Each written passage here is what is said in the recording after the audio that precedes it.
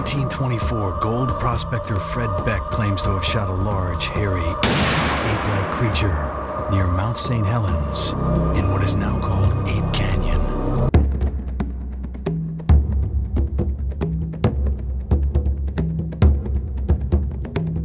Please support this channel by subscribing and leaving comments.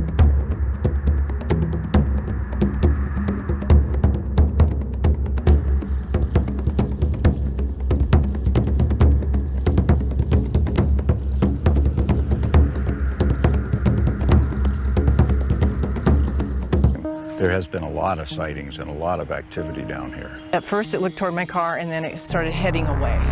People seeing things are not being reported to authorities or to investigators. A stick about 6 feet long and about 4.5, 5 inches in diameter.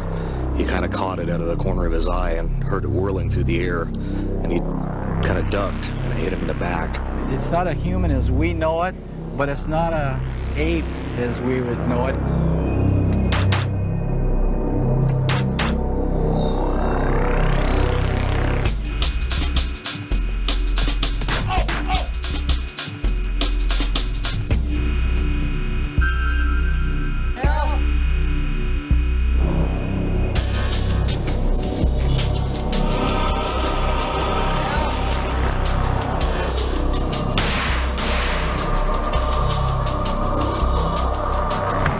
In 1924, gold prospector Fred Beck claims to have shot a large, hairy, ape-like creature near Mount St. Helens in what is now called Ape Canyon.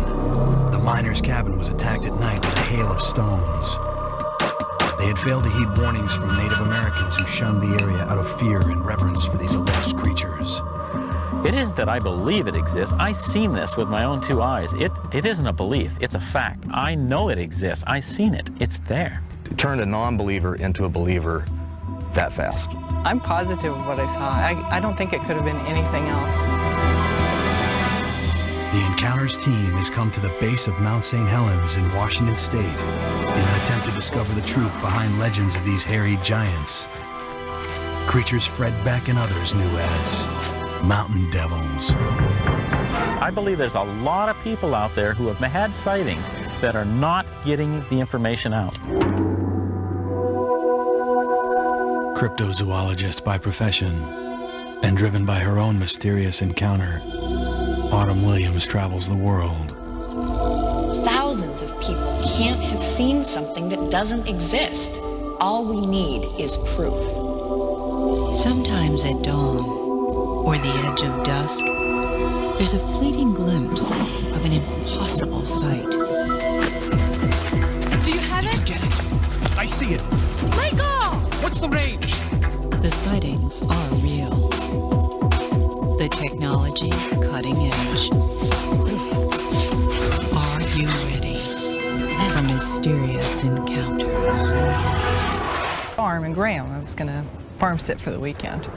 And I turned off onto their little lane, which just goes by this church and has speed bumps, so I was going very slow. And I passed a man walking, and when I looked up from him, I waved at him. When I looked up from him, I saw this thing in my headlights. And I saw a frontal view of this large body walking. I thought at first it was a bear, but it had shoulders. And I followed him around with my head and saw him silhouetted in the yard light behind him. And I could see bulging muscles, big shoulders, but he was all dark. There was no clothing delineated like it was on the man that I had passed. At first it looked toward my car and then it started heading away. It just had very large strides. I had to drive around the corner and stop at the gate and get out. And I was terrified. But the dogs were there, and the dogs seemed normal, so I got out and I unlocked the gate. I ran in the house and turned on all the floodlights and sat there and thought, wow. And I just felt this dawning awe and excitement, you know. And then I felt really privileged. It was neat. In a world of freeways, cell phones, and urban sprawl, it may be difficult to believe that an entire species of human-like creatures could exist here, undetected. That is, until one sees the vast Pacific Northwest wilderness and the conviction in the eyes of witnesses. Autumn Williams is a nationally known cryptozoologist and field researcher. a specialist in the search for as yet undiscovered species. The Encounters team and I are on our way to Ape Canyon to discover the truth behind tales of the mountain devil.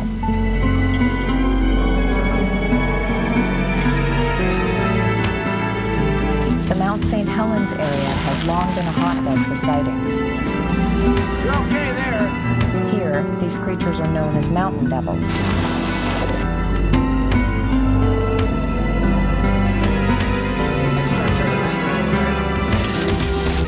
Each Native American tribe had a name for these creatures in their language.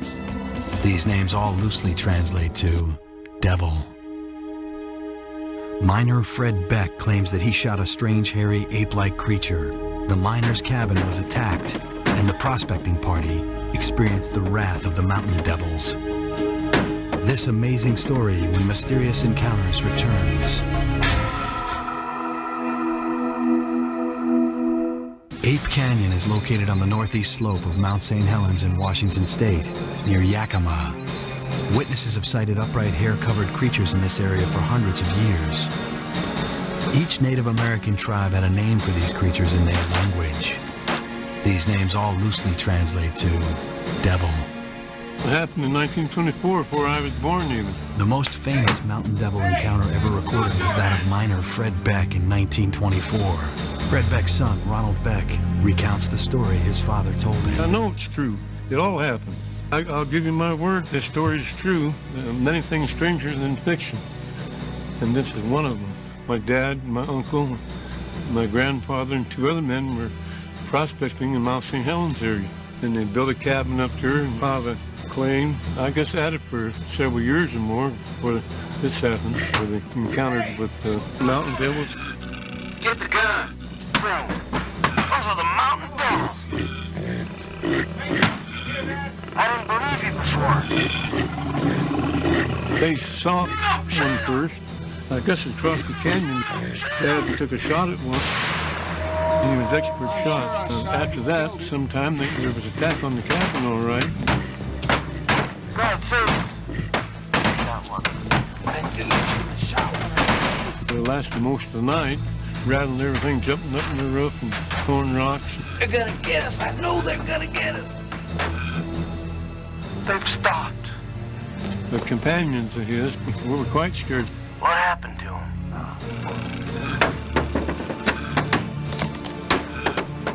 Attack on the cabin lasted all night until about the next day in the morning when it quit.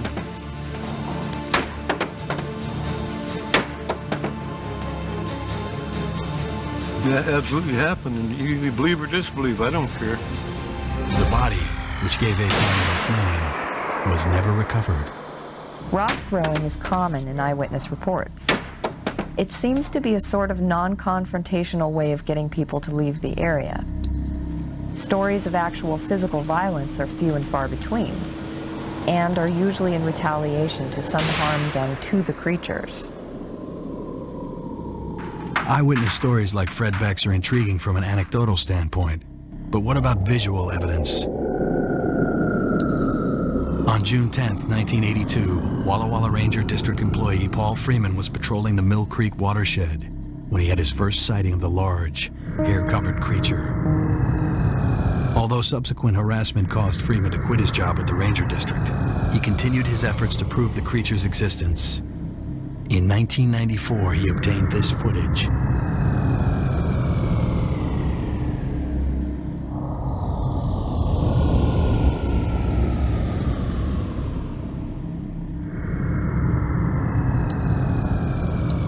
Some believe the Freeman footage was a hoax, but there may be a secret hidden within the footage that Paul Freeman never noticed, or at least never mentioned, before his untimely death in April of 2003. There appears to be two small legs, complete with articulating ankles, in this clip. Is this a young creature being lifted by its parent? Perhaps we'll never know. The video has been sent to experts for analysis, and I'm anxious to hear their conclusion. There is other evidence as well. Many witnesses claim to have recorded the actual vocalizations of these creatures. Longtime researcher Rich Grover brought the team one such recent recording. This happened up near Stevens Pass April 19th, 2003.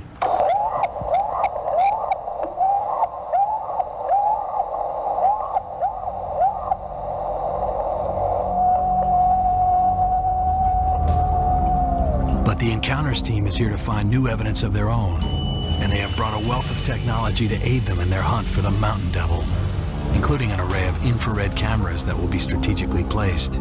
This is live surveillance at its finest.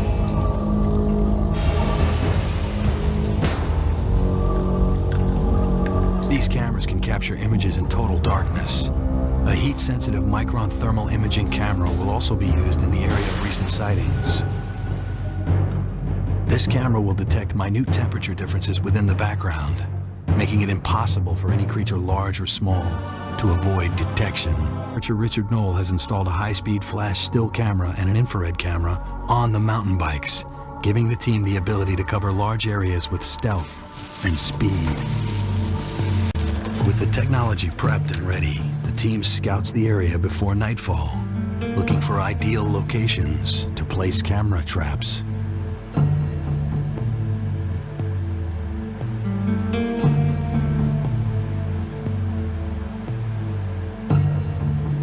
If these creatures do in fact exist, our ultimate goal is to capture video and DNA evidence. But without knowing exactly which tree to look behind at any given moment, it's a daunting task. There are many caves and lava tubes in this area. My thought is that these creatures might use these for shelter, or even use the tubes themselves for travel. The AquaView camera system, coupled with a remote control platform, should give us a better look at some of the ledges and overhangs we can't quite reach. These creatures reportedly can climb steep cliffs with little effort, and a place that is inaccessible to humans may be an ideal spot to install a remote surveillance system.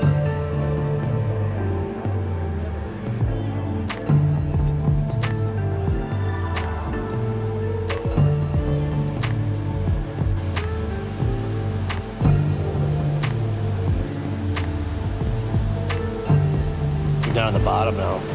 Stop! With the cameras in place, the team is ready for nightfall.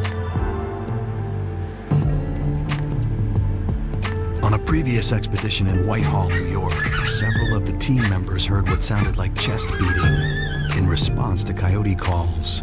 There was a series of thumps. They were so fast and so close together, I didn't count how many there were. I guess maybe the coyote call is a good one to use. Kind of odd. Could there be a relationship between these creatures and coyotes? Oh, look, there he is. Real time. Oh, look at that. He's right. Oh, he just lifted his head up. We were just down here like 5 minutes ago, and I heard something, and it kind of freaked me out, so we ran up. Look at his eyes. Live, real time, and there he is. Coyotes could very well lead us to the creature we're looking for.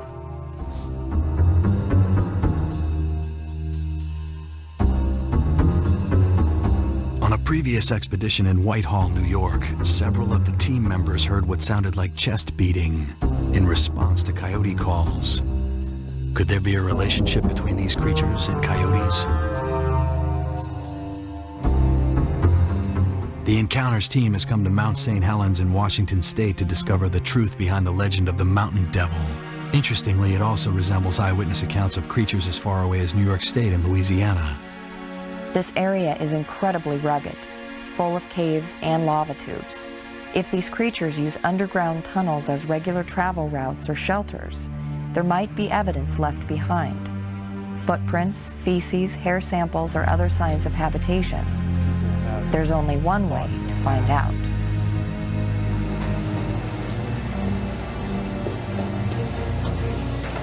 How far back do you think we are now? About a quarter of a mile. Are there cave spiders in here? Where there's water, there's life, and there's a lot of water dripping in here. A lot of sightings and reports of screams and footprints around these caves entrances. Maybe they use it. I don't see any evidence of bioluminescence in this cave, Rick. So if these creatures use these lava tubes for travel, how do you think they do it? Well, not all of them are this long or this dark.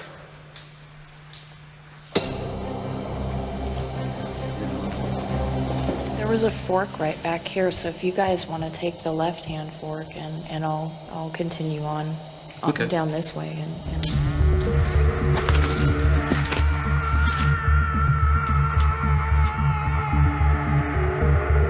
Man, there's a lot of bats in here. So far, the only sign of life Autumn sees are rodents, both with wings and without.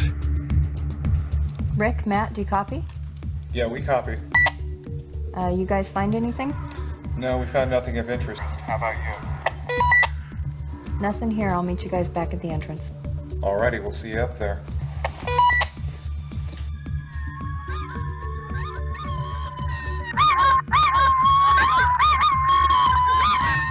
Autumn surveys the area with a micron thermal imaging camera from a vista above the lahar, while fellow team member Matt uses a 4th-generation starlight scope. There's certainly more coyotes out here than probably anything else at that predation level.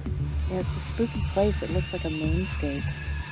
It is. Well, that's the effects of a big ash and mud flow from a volcano, which is what a lahar is.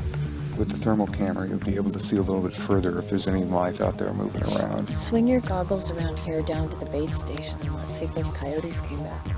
Although there was no visible wildlife except for this coyote at the moment, a sweep of the area for tracks might still reveal evidence. Well, this looks like a coyote track right here. Yeah, we saw this. We saw these coyotes earlier on the Mounder camp. Richard came up with a unique technique for track hunting in the dark by simply strapping lights to our ankles. The best way to see a track is with a very shallow angle light. This method makes any impression more noticeable than in the daylight. The team decides to use an audio lure that will carry for many miles. At a nearby lake, they broadcast what are claimed to be the strange calls of this unknown creature. And up in the air we go. This powerful sound blaster will repeat the recording every 15 minutes. Meanwhile, listening teams are stationed along the shore, ready to record a response.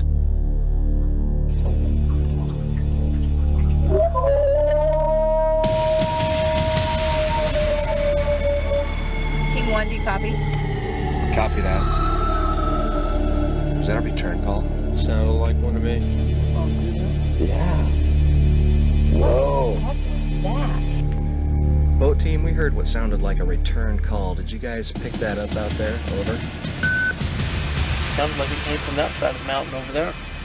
It was a long scream that went kind of... It was really breathy. Whatever that scream was, it didn't sound human. With a faint response heard, the team must get closer to the origin of the response area. Mountain bikes are now readied and equipped with still and video cameras. Autumn's helmet is equipped with a camera as well to capture anything she sees. We need to adjust this.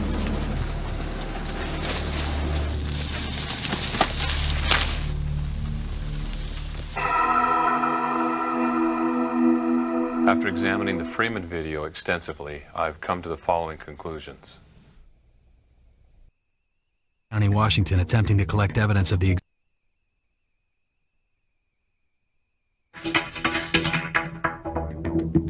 Encounters team has spent the past week in Skamania County, Washington, attempting to collect evidence of the existence of a huge, hairy, man-like creature known as the Mountain Devil.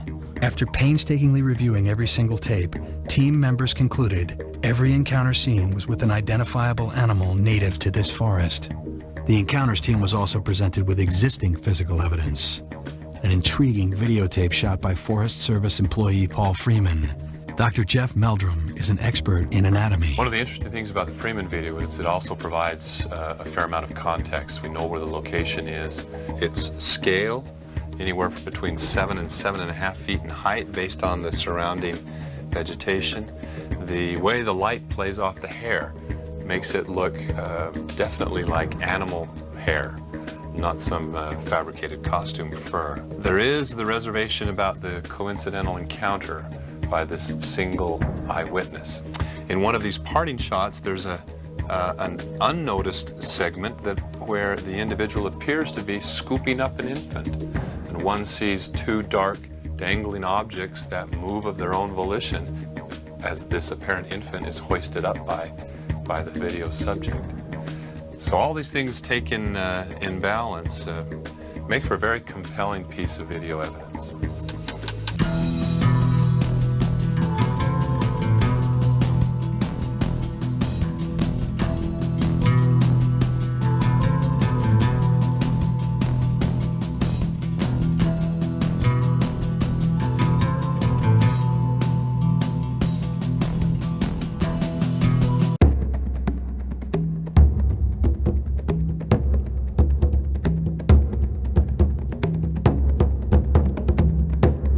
If you're enjoying all this rare and unique content, please show your support by subscribing and leaving comments.